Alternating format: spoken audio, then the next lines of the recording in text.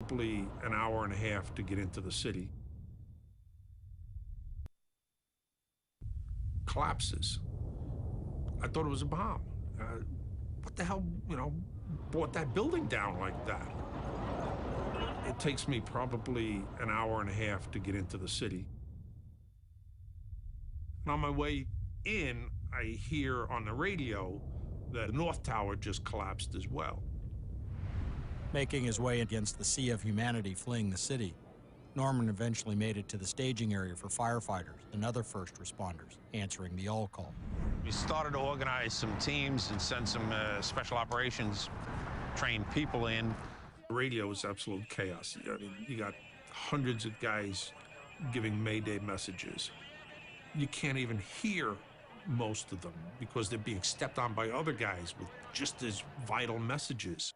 So we start out, and I'm trying to organize, like I say, this group of SOC people that I have. We're taking gear that we could find off of other rigs, and now we start heading over toward Broadway.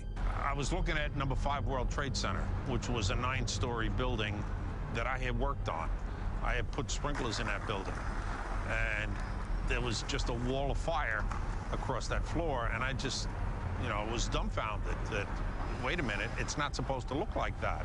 And just walking down this street put me in shock. John Norman remembers the sensory overload that morning as the sights, sounds, smells, and every other attack on his senses came pouring in. Everything down here, like I say, is just dust, ash, police cars on fire, fire trucks on fire, things that, it's like, cats laying with dogs. I mean, it ain't supposed to happen in a natural order of things. The entire area, besides the dust, the thing I remember most is the papers. Paper everywhere. The whole graveyard here filled with paper. The street, everything's filled with paper that had blown out of the tower. Once we got around behind number 7 World Trade Center, we got all the way out to West Street, things were a little more clear because that was the upwind side. No matter what direction you looked, there were amazing sites of damage.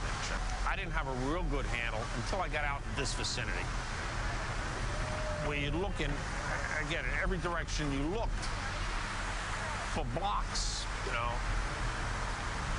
some cases 1,000 feet, particularly to the south and to the east, was just this surreal landscape where all those buildings are just white.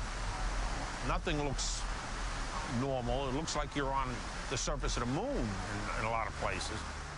John Norman couldn't have felt more disoriented or alone as he stood amidst the twisted steel, ash, and debris field of America's newest battlefield. It was just disorienting, disheartening to think that, this kind of damage could be done right here,